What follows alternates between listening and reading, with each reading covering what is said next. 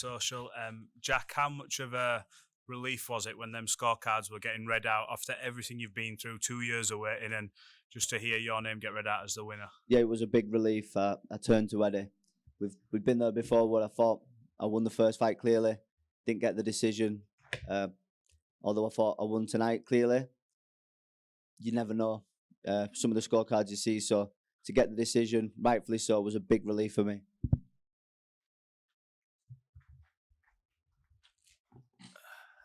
Seb Parkinson, Title Sports Network.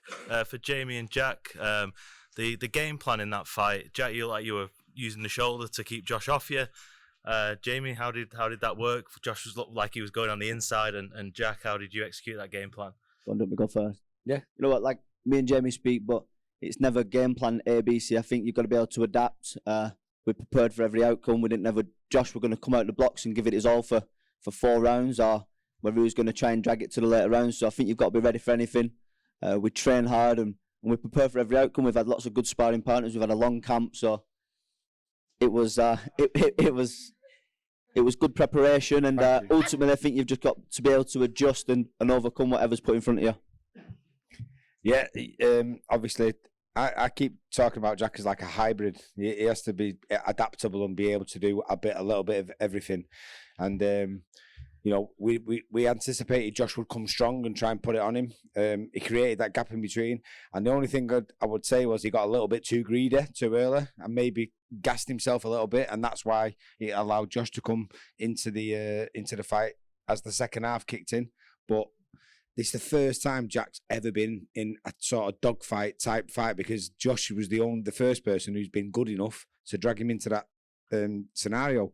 So he'll learn so much from that, and I'm glad, because if Eddie's going to get him a world title shot, he's going to have to be prepared and experienced in doing that stuff, and that's the best sort of training he can do for it. Hi Jack, Mark Walker, PA Media. Do you now look for a world title shot, ideally, or do you complete the trilogy? You know what, a world title's always been the dream. We didn't get the Undisputed, didn't get the world titles, and that's fine. That chapter's been written now, but I'm in a great position. Eddie's got a massive stable at 140, and I want that world title fight. John Evans, boxing scene. Jack, we spoke in the week about your quiet, calm demeanour leading up to fights, and you not wanting to get drawn into a firefight. There were times there when that looked like it was ready to take off. How important was that mindset there to just keep calm? You know what, you have to stay disciplined, but I knew I had to go. I couldn't fall too complacent. I knew the threats that Josh brung, but I also knew I had to push and squeeze it out of him. And I couldn't just coast for this victory. I had to really go for it. So a mix of keeping the emotions intact, being disciplined, but also taking them opportunities when you see them. James from ESPN, congratulations, Jack. But Eddie, one for you. He mentioned you're stable at 140, and it is remarkable. Where does he sit now in terms of those elite level fighters? Yeah, I mean, look, after a fight like that kind of profile, sold out crowd, live around the world on DAZN in the UK, ESPN in America, right up there.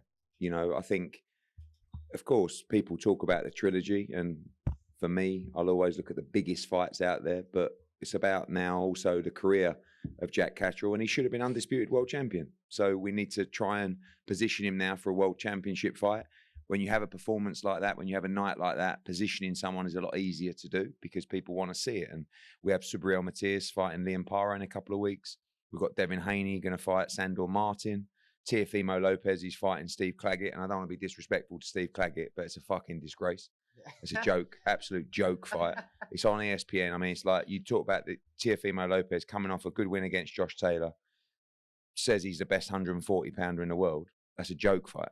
You know, this is the guy who should be fighting Teofimo Lopez, and we believe he'll beat him all day long. So we believe he should be world champion. That's a thing of the past, but that's the next step, the natural step to fight for a world championship. Yes, Jonathan Ringwalt Media. Jamie, Jack used a triple jab very, very effectively, and his distance management was spot on. Is that something you specifically worked on for this fight? I ain't going to take the credit for it, I'll be honest with you, because Jack Catterall is a phenomenal fighter and he's a dream to train. The reason he's a dream to train is that he's the type of fighter who you're blessed to work with in the context of can you turn your phone on silent, please? Where's Roy Keane when you need him? It's just rude, mate. He's obsessed with boxing. He educated himself, and my job is to use the fighter's skill set. Not so I can coach people and improve them. I've not had to do that with Jack. All I've had to do is take his skill set on board and say, listen, in these moments, this is what you should do. So it's like I'm sort of guiding him through it rather than telling him what to do. He's a phenomenal fighter on his own back, I promise you. I'm not going to take the credit for it. Regan Slaymaker, International Boxing News. Jamie as well. You've just touched on it there, but kind of yourself and Nigel, you've praised Jack. You've given him so much credit throughout the years. I mean, how proud of you of his performance tonight? Unbelievably proud, and it's just over 2 years too late in terms of he should have been crowned undisputed champion. And people talk about tell him to stop fucking crying, blah blah blah. No, that's the absolute pinnacle of the sport, and it got snatched away. Right, so we can't go back there and sort of recreate it. But to say that I'm relieved tonight is an understatement, because and I understand there might be a small percentage of people who go, let's see the trilogy, it was a great fight, but God, Jack's sick of thinking about Josh Taylor. I'm sure Josh Taylor's sick of thinking about Jack. I'm certainly sick of watching Josh Taylor. I don't want to do it for another 18 months or whatever. So please, Eddie, don't make us do it again.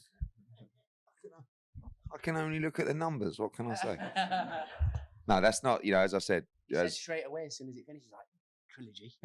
No, look, it's a massive fight, but also with that tonight was a massive fight, and you won that. And fighting for a world title was a massive fight. So one thing we know is a massive fight will be next. And I would listen, if I have a choice, it's for a world title. Lopez. Shit. Sorry. Dom Farrell, Sporting News.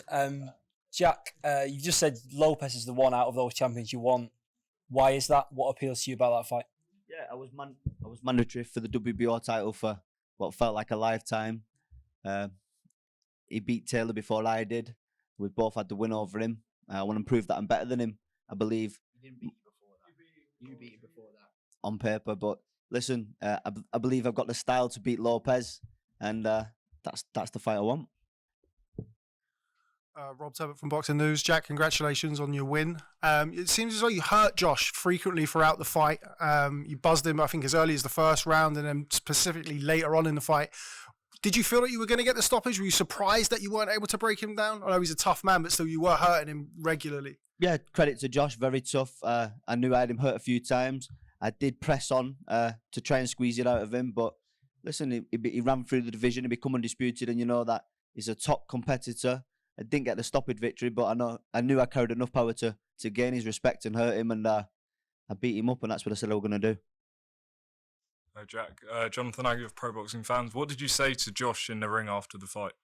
You know what? There's been a lot of back and forth over the last 2 years, personal messages, etc.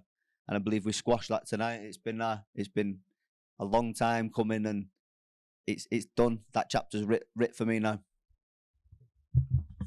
Regan Slaymaker, International Boxing News. Eddie, with Matthias fighting Paro in 2 weeks and obviously signed to the same promotional stable, is that the likely world title shot if it is that for Jack next? No, I mean, who knows what's going to happen later on in the year in Riyadh as well. We talk about a potential USA versus UK card as well that His Excellency's looked at. Teofimo against Jack Catterall, great fight out there. Haney against Catterall, Matthias against Catterall. I mean, I know that he watches every show, and he would have watched that card tonight, and he would have been very impressed, not just with Jack's performance, but the atmosphere as well. I mean, is it one of the best atmospheres I've seen, and I think I was a little bit reluctant to come to this arena because it's just the Josh Warrington fortress, but actually you realise it's also a city that knows its boxing. And there was a lot of people from Chorley. There's a few people from Edinburgh in there as well, and I just think that when you get the two sets of fans, just unbelievable. The ring walks, the hairs stand up on your neck, and that's what it's all about. And it was a complete night, not just the atmosphere, but a great fight. and a great performance. And that's really, honestly, what matters. Because to take these guys forward, if it's not a great fight, look at Nige. You all right, Nige? He's on the piss. He's on the piss. It's important. You know, it's really important to look good and to entertain the crowd. And that's what Jack did tonight. John from Boxing Scene again. Is the doctor here? Can the doctor see Nigel, please? Jack, we've seen you at Bowlers, at Bolton's White Hotel over the years. You know, you've come started from the bottom. What did it feel like when you walked out and you saw that you'd filled this arena now? What was the sense of feeling there? And Sam, what did you see in Jack all that time ago to think that he could become this fighter that could do arenas? You need dance partners in boxing. There's very, very few superstars in boxing. And I've said this all along. Without dance partners, there isn't big fights. And Jack needed that this night, which is the reason why I was on Eddie's ass to make the fight, because I knew it would fill an arena. I knew it would sell. As soon as they came together, like what he says, on site. It's what you want to see in boxing. Healthy rivalries. And that was one of the best atmospheres I've personally ever seen. Thought the ring walks were amazing. Thought the fight was amazing.